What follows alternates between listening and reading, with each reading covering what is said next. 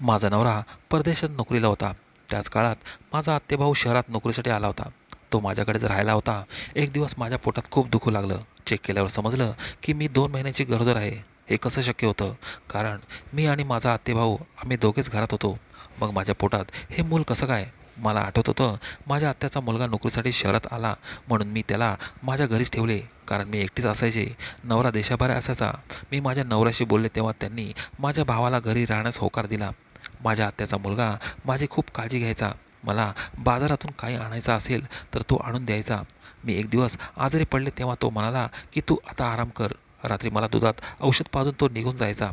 जेव्हा मी सकाळी उठायचे तेव्हा मला खूप आराम मिळाला असायचा. एके दिवशी माझ्या पोटात खूप दुखत होते.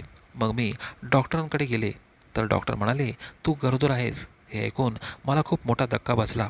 आश्चर्यचकित होऊन मी डॉक्टरांकडे बघत होते. माझ्यावर आभाळ कोसळल्यासारखं वाटत होतं. हे कसं शक्य आहे? यावर माझा विश्वासच बसेना. मी डॉक्टरांना सांगितलं की तुमचा काहीतरी गैरसमज झाला असेल. मला फक्त पोटदुखीची तक्रार आहे. मला पाहून डॉक्टर हसायला लागले आणि माझे रिपोर्ट समोर ठेवून त्या म्हणू लागल्या की 3 वर्षापासून तुम्ही माझ्याकडे याच गोष्टीसाठी तर उपचार घेत आहात. आता देवानं तुम्हाला आनंदाची बातमी दिली आहे. त्यामुळे तुम्ही आनंदी झालं पाहिजे आणि माझ्यावर विश्वास ठेवला पाहिजे. माझा रिपोर्ट पाहून मला धक्काच बसला. मला माहीत नव्हते की असे भयानक वळण माझ्या आयुष्यात येईल. हे ऐकून मला चक्कर यायला लागली. माझ्या लग्नाला 4 वर्ष झाली होती. माझ्या नवऱ्याची नोकरी परदेशात होती. वर्षातून फक्त काही महिने ते देशात यायचे आणि त्या काळात मी आशावादी राहायचे की मला मूल होईल जेणेकरून माझे मन बाळात रमेल. परंतु प्रत्येक वेळी मला निराशेला सामोरे जावे लागले. पण आता तो परदेशात होता. त्यामुळे मी डॉक्टरांना काहीच बोलले नाही. माझा रिपोर्ट घेतला आणि जड पावलांनी बाहेर आले. त्यावेळी माझ्या डोक्याने काम करणे पूर्णपणे बंद केले होते. हे कसे असू शकते? मी आणि आई माझ्या घरापासून क्लिनिकचं अंतर फक्त एक कॉलनी सोडून होतं. पण मला माझी पावले इतकी जड वाटत होती की जणू माझ्या खांद्यावर कोणीतरी खूप जड ओझं टाकलं आहे. घरात आम्ही दोघेच होतो. घरात दुसरे कोणीच नव्हते. एक मी आणि दुसरा माझा आत्तेभाऊ राजेश. माझे मन पूर्णपणे विचार करून थकले होते. मी काय विचार करू? कसा विचार करू? राजेश माझा आत्तेभाऊ होता. कसेबसे चालत मी घराजवळ पोचले. घराचे गेट समोर पाहून माझी पावले तिथेच थांबली. मला असे वाटले की मी माझे निर्जीव अस्तित्वाला दवाखान्यातून प्रेतासारखे इथपर्यंत ओढले आहे. माझा घसा एवढा कोरडा पडला होता की मला श्वास घेतानाही गुदमरल्यासारखे वाटू लागले. मी दारावरची बेल वाजवली आणि राजेशने दार उघडले. मी घरात शिरले. माझ्याकडे पाहून तो हसला. घरात शिरताच तो म्हणू लागला, ताई, आज तुला इतका वेळ लागला? जेवणासाठी मी तुझी खूप वाट पाहिली. पण नंतर मला भूक सहन होत नव्हती म्हणून मी जेवून घेतलं. ताई, मी तुझ्यासाठी जेवण वाढू का? राजेश माझ्याशी खूप छान बोलायचा. तो नोकरीच्या संदर्भात शहरात आला होता आणि गेल्या अनेक महिन्यांपासून इथे माझ्यासोबत राहत होता. माझ्या नवऱ्यालाही यावर काही आक्षेप नव्हता. त्यांना राजेशबद्दल सगळं माहीत होतं. खरं तर ते खूप खुश होते. राजेशमुळे माझा नवरा बेफिकीर झाला होता. ताई, कुठे हरवली आहेस? राजेशच्या बोलण्याने मी भानावर आले आणि मी म्हणाले, मला भूक नाही आहे. माझं डोकं खूप दुखतंय. मी माझ्या खोलीत जात आहे. राजेशला असं सांगून मी माझ्या खोलीत गेले. माझा रिपोर्ट ड्रॉवरमध्ये ठेवला आणि बेडवर बसले. माझे मन हरवले होते. राजेश हा खूप चांगला मुलगा होता. मी त्याच्याबद्दल असा विचार करू शकत नव्हते. आम्ही लहानपणापासून एकमेकांना चांगलेच ओळखत होतो. ना मला माझ्या मानसिक आरोग्यावर शंका होती, ना मला राजेशच्या चारित्र्यावर संशय होता. पण जो रिपोर्ट माझ्या हातात होता त्यावरून माझ्या साऱ्या शंका राजेशवरच चालल्या होत्या. कारण माझ्या आणि राजेशशिवाय घरात तिसरी कोणतीच व्यक्ती नव्हती ज्यावर मी शक घेऊ शकते. मी हातात डोकं धरून बसले. मला आठवू लागले की गेल्या अनेक दिवसांपासून राजेश मला दुधासोबत औषध देतोय, जे घेतल्यानंतर मला गाढ झोप लागते आणि सकाळी उठल्यावर मला खूप फ्रेश वाटते. राजेश मला झोपेच्या गोळ्या देतो का? आणि मी झोपल्यानंतर माझ्यासोबत काहीतरी करतो. माझ्या डोळ्यातून अश्रू वाहू लागले. आता मी आतल्या आत घुसमटत होते. जवळची नाती इतकी विचित्र झाली आहेत की त्यांना वासनेसमोर काही दिसत नाही. मी त्याची बहीण आहे, मग तो माझ्याबद्दल असा विचार कसा करू शकतो? त्याचे मन हा गुन्हा करण्यासाठी कसे मानले असेल? मी खूप रडत होते. माझ्या मनात काय चालले आहे याचा अंदाज कोणालाच नव्हता. माझी स्थिती असह्य होती. मला आठवू लागले की तो लहानपणी माझ्या मांडीवर खेळायचा. त्याचे बोबडे बोल मला अजूनही आठवत होते. माझं लग्न होतं तेव्हा तो नवीनच कॉलेजमध्ये जायला लागला होता. दिनेशच्या नावाने तो मला चिडवायचा. मला म्हणायचा, तू मोहिनीसारखी सुंदर आहेस आणि तुझा होणारा नवरा एक रुबाबदार, धिप्पाड आणि अँग्री यंग मॅन आहे. तो तुला अजिबात शोभणार नाही. तुला माझ्यासारखा हुशार माणूस शोभेल. तो नेहमी दिनेशच्या नावाने मला चिडवायचा, हसायचा आणि विनोद करायचा. मी त्याला नुसती खुन्नस देत असायची. माझी आणि त्याचं नातं खूप छान होतं. तो जेव्हा इथं आलेला तेव्हा रात्री उशिरापर्यंत माझ्याशी गप्पा मारत बसला होता. आताही तो मला चिडवत होता की मला वाटते दिनेश दाजींनी परदेशात कुठल्यातरी बाईशी लग्न केले आहे, त्यामुळे ते परत येण्याचे नाव घेत नाही. मी त्याच्याकडे रागाने बघितलं आणि तो हसायला लागला. त्याला पाहून असे कधीच वाटले नाही की तो माझ्यासोबत असं वाईट कृत्य देखील करू शकतो. या विचारात मी हरवले होते. त्यानंतर राजेश माझा दरवाजा ठोठावत आत आला. त्याच्या हातात दूध आणि औषध होते. तो अगदी नॉर्मल पद्धतीने माझ्यासमोर बसला. पण त्याच्या पलंगावर बसताच मी घाबरून मागे हटले, जसे की तो काय करेल हे माहीत नाही. आणि मी एक गोष्ट स्पष्ट होती की मी जे काही डॉक्टरांकडून ऐकलं होतं, माझ्या जागी कोणी असतं तर त्यावेळेस तेवढंच घाबरलं असतं. त्यावेळी राजेसोबत त्या घरात मी एकटीच होते. मला इतकी घाबरलेली पाहून त्याला आश्चर्य वाटले. काय झाले ताई, एवढी का घाबरली आहेस? सगळं काय ठीक आहे ना? घे, हे दूध पी आणि आराम कर. राजेशने तो दुधाचा ग्लास माझ्या दिशेने सरकवला. मी त्याच्या हातातून ग्लास घेऊन बाजूला ठेवला आणि कडक स्वरात त्याला म्हणले, इथून जा, मला झोप येत आहे.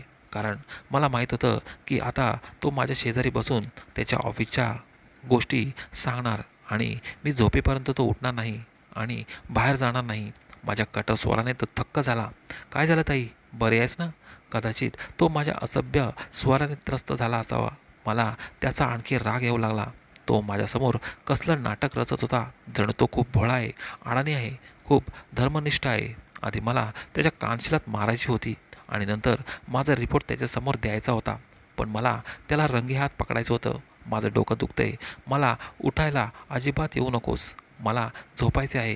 माझ्या या उग्र स्वराबरोबर तो गप्प बसला आणि खोलीतून उठून तो दाराकडे गेला. तू आराम कर आणि हो, दूध पिऊन घे. तू जेवली नाहीस. मला पुन्हा दूध प्यायला सांगून तो खोलीबाहेर गेला. मला तेच जाणून घ्यायचे होते की मला दूध आणि औषध पाजून तो माझ्याशी काय घृणास्पद खेळ खेळतो. मी तो दुधाचा ग्लास घेतला आणि खिडकीतून बाहेर फेकून दिला आणि औषध ड्रॉवरमध्ये ठेवून लाईट बंद करून खोलीत झोपून गेले. आता मी वाट पाहत होते की राजेश कधी माझ्या रूममध्ये येईल. 1 तास उलटून गेला होता, पण माझ्या रूममध्ये कोणीच आले नव्हते. त्याची वाट बघून मी थकले होते आणि मला झोप येऊ लागली. म्हणून मी स्वतः पाहण्याचा विचार केला की तो काय करतोय. मी उठून माझ्या रूममधून बाहेर आले. मी हळूच त्याच्या खोलीचे दार उघडले तेव्हा माझ्या पायाखालची जमीनच सरकली. मी हळूच त्याच्या खोलीचा दरवाजा बंद केला आणि दबक्या पावलाने माझ्या खोलीत आले.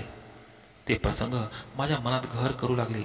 जेव्हा मला आत्याचा फोन आला होता आणि ती म्हणत होती की राजेशला शहरात नोकरी करायची आहे, पण तुला माहीत आहे की मी त्याला हॉस्टेलमध्ये राहू देऊ शकत नाही, कारण मुलं अनेक प्रकारचे असतात. माझा राजेश साधा आहे. चुकीच्या लोकांच्या जाळ्यात अडकून तो सिगारेट किंवा इतर ड्रग्सच्या आहारी जाऊ शकतो. म्हणून तू त्याला तुझ्या घरी ठेवून घे, जेणेकरून आम्ही इकडे चिंतामुक्त राहू. तेव्हा मी खूप विश्वासाने आत्याच्या होला हो लावत चालेल असं म्हटले होते. विचार करून करून माझं डोकं फुटायची पाळी आली होती. आणि राजेश ज्यावेळी त्याच्या खोलीत बसून सिगरेट ओढत होता, त्याची पाठ माझ्याकडे होती. त्यामुळे मी त्याला सिगरेट पिताना बघते हे त्याला माहीत नव्हते. माझी आत्या हार्ट पेशंट होती.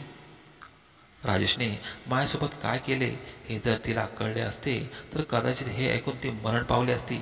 पण मला वाटले की मी सकाळीच राजेशला सांगेन की त्याने त्याच्या मुक्कामाची इतरत्र व्यवस्था करावी. मी त्याला आता माझ्या घरी ठेवू शकत नाही. मी माझ्या खोलीला कुलूप लावून झोपून गेले. सकाळी माझ्या रूमचा दरवाजा जोरजोरात ठोठावण्याचा आवाज आला. मी उठून दार उघडून समोर पाहिले तर राजेश माझ्याकडे खूप रागाने बघत होता. तू दार का लॉक केलं होतंस ताई? जेव्हा त्याने मला रागाने विचारले, माझ्याशी या पद्धतीने बोलणारा तो कोण होता? त्याला कदाचित त्रास होत असावा की मी त्याला त्याचा मार्ग रोखला होता. कदाचित त्याची इच्छा पूर्ण झाली नसल्यामुळे तो माझ्याशी असे बोलत होता. मी म्हटले, तू आहेस कोण मला विचारणारा? माझा राग बघून तो शांत आवाज बोलला, ताई, तुला रात्री बरे वाटत नव्हते. मला तुझी काळजी वाटत होती. मी कधीपासून दार ठोठावत आहे, पण जेव्हा तू उत्तर दिले नाहीस तेव्हा तू बेशुद्ध झाले असशील याची मला काळजी वाटू लागली. म्हणून मी दरवाजा उघडण्याचा प्रयत्न केला, तेव्हा ते लॉक होते म्हणून मी काळजीत होतो. त्यामुळे तू दरवाजा लॉक करू नकोस जाऊस. त्याची खोटी काळजी आणि दिखाव्याचा त्रास पाहून मला खूप राग आला. मी म्हटले की तुला माझी काळजी करायची काहीच गरज नाही आणि मी माझ्या खोलीतून बाहेर पडले. स्वतःचा नाश्ता केला आणि शेजारच्या मैत्रिणीच्या घरी गेले. माझी शेजारी ही माझ्याच वयाची एक मुलगी राहायची. माझा नवरा जेव्हाही बाहेरगावी जायचा तेव्हा ती माझी खूप काळजी घेत असे. माझी तिच्याशी खूप चांगली मैत्री होती. तिचा नवराही मला लहान बहिणीप्रमाणे मानत असे. जेव्हा तो बाजारातून काही खरेदी करायचा तेव्हा तो मला विचारायचा की ताई, तुला काही मागवायचे असेल तर मला सांग, मी घेऊन येईल. मी अनेकदा त्याच्याकडून वस्तू मागून घ्यायचे, पण राजेश आल्यापासून मी त्याला सगळ्या गोष्टी सांगायचे. त्यावेळी माझी शेजारी नूतनकडे माझे एकच काम होते की मला माझा गर्भपात करायचा होता. माझा नवरा 2 महिन्यानंतर येणार होता. हा गुन्हा दूर करण्याशिवाय माझ्याकडे दुसरा पर्याय नव्हता. पण नूतनला मी काय बोलू हेच समजत नव्हते. ती माझ्याबद्दल काय विचार करेल माहीत नाही, पण मला कुठल्या तरी स्त्रीची गरज होती. तेही खरं न सांगता मला हे पाऊल उचलावे लागणार होते, कारण जर मी आत्याला खरे सांगितले तर तिला ते सहन होणार नाही आणि नवऱ्याला सगळं सांगितलं तर तो कधी मला बायको म्हणून स्वीकारणार नाही. माझं घर उद्ध्वस्त झालं असतं. शेवटी मी हिंमत करून नूतनला सांगितलं की माझ्या पोटात मूल आहे, मला त्याचा गर्भपात करायचा आहे. पण तिने माझ्यासोबत डॉक्टरांकडे येण्यास होकार दिला. मी एका नवीन महिला डॉक्टरकडे गेली आणि त्यांना सांगितलं की जर त्यांनी माझे हे काम केलंय तर मी त्यांना चांगले पैसे देईल. त्या महिला डॉक्टरांनी होकार दिला, पण त्याच रात्री माझ्यासोबत असे काही घडले ज्याने माझे हृदय हेलावले. रात्री घरी येताच मी राजेशला सांगितले की मी आता तुला माझ्या घरी ठेवू शकत नाही, त्यामुळे 2-3 दिवसात तुला पाहिजे तिथे राहण्याची व्यवस्था तू कर. माझे बोलणे ऐकून त्याला आश्चर्य वाटले आणि तो म्हणाला, ताई, काय बोलते आहेस तू? मी तुला का सोडून जाऊ? माझं काय? तेव्हा मी कुठेही राहीन, पण तू एकटी कशी राहणार? राजेशची माझ्याबद्दलची काळजी मला दिसत होती. मी म्हटले की तू येण्यापूर्वी मी एकटीच राहत होते. लवकरात लवकर तुझी व्यवस्था कर. त्यावर तो काही बोलला नाही, पण त्याच्या चेहऱ्यावर नक्कीच नाराजी दिसत होती. मी माझ्या खोलीत झोपायला गेले. मी आता खोलीला कुलूप लावून झोपायला लागले. काही वेळातच मला झोप लागली. तेव्हा मला भानच राहिले नाही. रात्री डोळे उघडले तेव्हा मला कोणीतरी माझ्या शेजारी झोपलेले जाणवले. मला माझ्या खोलीत खूप अंधार होता. इतका अंधार होता की मला तो माणूस दिसत नव्हता. मी खूप घाबरले होते. मी घाईत काही विचार करू शकले नाही, म्हणून मी आरडाओरडा करू लागले. पण पुढच्या क्षणात माझ्या शेजारी झोपलेली व्यक्ती उठून बसली. मी अंथरुणातून उठण्यापूर्वी त्या माणसाने माझ्या तोंडावर हात ठेवला. मी स्वतःला वाचवण्यासाठी काहीतरी मार्ग शोधत होती की तेवढ्यात त्या व्यक्तीने बाजूला लॅम्प लावला. त्या व्यक्तीला पाहून मला आश्चर्याचा धक्काच बसला. दिनेश घरी आला होता. तेही काही न सांगता तो अचानक आला होता. तो हसायला लागला आणि म्हणाला, मला तुला सरप्राईज द्यायची होती. मी घरी पोचलो तेव्हा राजेशने दरवाजा उघडला होता. मी येत आहे हे त्याला माहिती होते, पण जेव्हा मी रूममध्ये येऊ लागलो रूमचा कुलूप होता, म्हणून मला खिडकीतून यावं लागलं. आता तू पण वेडी आहेस. इथे कोण अनोळखी होतं की तू दार लॉक करून झोपली होतीस? मी दिनेशला कसे उत्तर दिले असते? त्यावेळी मी खूप भावनिक झाले होते आणि दिनेशला पकडून मी ढसाढसा रडू लागले. त्याला वाटले की तो दूर असल्यामुळे मी रडत आहे, पण रडायचं खरं कारण तर वेगळंच होतं. मला काय झालंय ते मलाच माहिती होतं. तो मला धीर देऊ लागला होता. सकाळी उठले तेव्हा दिनेश अजूनही झोपेतच होता. मी खूप अस्वस्थ झाले होते. आज मला गर्भपात करण्यासाठी डॉक्टरांकडे जायचे होते, पण दिनेशच्या उपस्थितीत ते शक्य नव्हते. आता मला काळजी वाटू लागली होती की मी दिनेशजवळ कोणते बहाणे करणार, प्रकरण कसे लपवणार. मी बाहेर हॉलमध्ये उदास बसले होते. तेवढ्यात मी राजेशला पाहिले. तो स्वयंपाकघरातून बाहेर आला. त्याने स्वतःसाठी नाश्ता बनवला होता. टेबलवर बसत बसत तो माझ्याकडे बसून हसला आणि म्हणाला, ताई, तुला दाजींचे सरप्राईज कसे वाटले? मी त्याच्याकडे तिरस्काराने बघितले आणि म्हटले, तू किती थीट आणि नाटकी माणूस आहेस. तुला लाज वाटत नाही का? एकीकडे तू मला ताई म्हणतोस आणि दुसरीकडे मी हे सगळं सहन करून थकले होते म्हणून विचार न करता तोंडाला येईल ते बोलणे सुरू केले. पण तो इतका थीट होता की आताही तो माझ्याकडे आश्चर्याने बघत होता आणि म्हणू लागला, ताई हे काय बोलतेस? मला अजिबात समजले नाही. मी असे काय केले की तू माझ्याशी असे बोलत आहेस? राजेशच्या बोलण्यावर मी त्याच्याकडे आश्चर्याने पाहिले आणि माझ्या खोलीत गेले. दिनेश अजूनही झोपला होता. मी ड्रॉवरमधून रिपोर्ट काढले आणि रूम बाहेर आली. राजेश आता टेबलाजवळ उभा होता. मी तो रिपोर्ट त्याच्या चेहऱ्यावर मारला, जो त्याच्या चेहऱ्यावर आदळला आणि जमिनीवर पडला. आणि मी म्हटले, हे वाच. आणि दिनेश उठण्यापूर्वी माझ्या घरातून चालता हो, कारण दिनेशला याचा सुगावा लागला अशी माझी अजिबात इच्छा नाही. राजेशने रिपोर्ट जमिनीवरून उचलून उघडला. ते वाचतात त्याचा चेहरा फिका पडला. तो काही बोलायच्या आधीच दिनेश बाहेर आला होता. कसे काय माहीत, पण तो थेट राजेशकडे गेला आणि त्याच्या हातातून रिपोर्ट घेऊन वाचू लागला. त्यांना पाहून मला आत्मा आता माझ्या शरीरातून वेगळा होत आहे. माझे घर उद्ध्वस्त होईल, दिनेश मला घटस्फोट देईल असे विचार मनात येऊ लागले. मला चक्कर आली आणि मी बेशुद्ध पडले. जेव्हा मला शुद्ध आले तेव्हा मी हॉस्पिटलमध्ये होते. मला ड्रीप लागली होती. दिनेश माझ्याकडे खूप गंभीरपणे पाहत होता. राजेशही तिथेच उभा होता. दिनेशला बघून मी रडायला लागले. मी म्हटले, दिनेश यात माझी काही चूक नाही. राजेश मला झोपेचे औषध द्यायचा. मला काहीही माहीत नाही. प्लीज मला घटस्फोट देऊ नकोस. मी तुझ्यावर खूप प्रेम करते.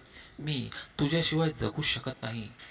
मी बेडवर पडून हात जोडून दिनेशची माफी मागत होते. तो माझ्याजवळ आला, माझे जोडलेले हात हातात घेतले आणि म्हणू लागला, तू अस्वस्थ होऊ नकोस. मी तुला सोडणार नाही. मी पुन्हा तुझ्या सर्व टेस्ट केल्या आहेत. तू गरोदर नाही आहेस. कदाचित तुझा रिपोर्ट कोणाच्या दुसऱ्या रिपोर्टशी बदलला गेला होता. ना तू दोषी आहेस, ना राजेशने असे काही केले. त्याच्या चारित्र्यावर संशय घेऊ नकोस. फक्त रिपोर्ट अदलाबदल झाले होते. मी राजेशकडे पाहिले तर तो रडत होता. कोणताही आवाज न करता तो अश्रू ढाळत होता. मला पाहून तो माझ्याजवळ आला आणि म्हणू लागला, ताई मी हे करू शकेन असे तुला कसे वाटले? आई आणि तुझ्यात मला कधीच फरक दिसला नाही. मी इतर कोणत्याही मुलीकडे नजर वर करून सुद्धा पाहिले नाही. तू मला माझ्या आईच्या जागी आहेस. मी म्हटले की मी तुला नशेत सिगरेट ओढताना पाहिले होते. तो म्हणू लागला की मी कधीच नशेत सिगरेट ओढत नाही. होय, कधी कधी मी माझी खोली बंद केल्यावर मी बिडी ओढतो.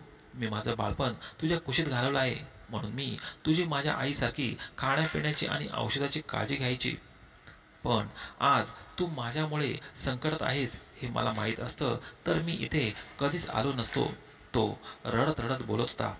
एका चुकीच्या रिपोर्टने मला अपराधी करून ठेवलं होतं. मी त्याच्या विषयीचा चुकीचा विचार करत होते. पण मी एकदाही विचार केला नाही की बऱ्याचदा रिपोर्ट हे चुकीचे निघतात हे माझ्या लक्षात आले नाही. मी विचार करत होते की कदाचित मी माझ्या रिपोर्टची पुन्हा एकदा चाचणी केली असती तर असे झाले नसते. मित्रांनो, तुम्हाला ही कथा कशी वाटली मला कमेंट करून जरूर सांगा. व्हिडिओ आवडल्यास व्हिडिओला लाईक, शेअर तसेच चॅनलला सबस्क्राईब नक्की करा. धन्यवाद.